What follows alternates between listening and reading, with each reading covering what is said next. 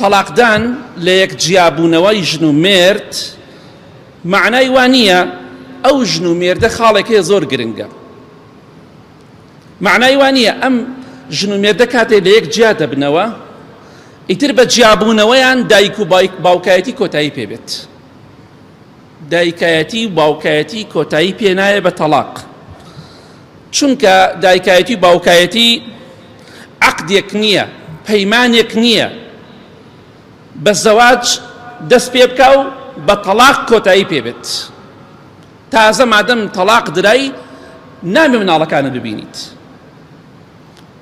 ئەمە بەڕاستی زوڵمێکی زۆر گەورەیە. پێغەمبەری خوا صلی الله عليه وسلم لە حەدیثێکی صحیح جامع صغیرە فەرمێ: من فرق بين والدة وولدها فرق الله بينه وبين أحبته يوم القيامة.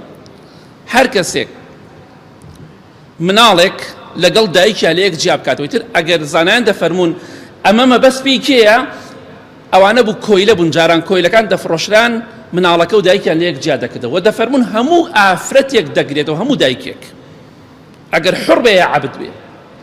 هەر کەسێک، هەر مێردێک، هەر خەزوورێک، هەر پیاوێک، هەر نێرێک دایک و مناڵ لە یەک جیا بکاتەوە لە جیابوونەوەیەکی یەکجاری، خوای گەورە وەکو سزایەک لە ڕۆژی قیامەتە ئەو ئینسانی کە دایک و منداڵێکی لە یەک جیا کردەوە، خوای گەورە لە قیامەتە ئەو کەسەکی خۆش بێ خوا لەو کەسە جیایەکات، چونکە ئەم دایکە مناڵەکەی زۆر خۆشەوێ.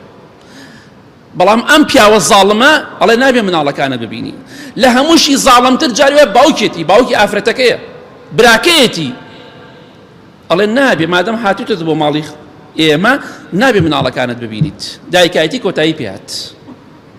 ئەی باشە بۆ بە کوڕەکەت ئاوا ناڵی، کوڕەکەت سێ چوار مناڵی هێناوەتە سەرت، ئەی بۆ بە کوڕەکەت ناڵی مناڵەکان بنێرەوە بە دایکی باوکایەتی کۆتایی پێهات؟ بۆچی دایکایەتی کۆتایی پێهاتوە باوکایەتی کۆتایی پێ نەهاتووە؟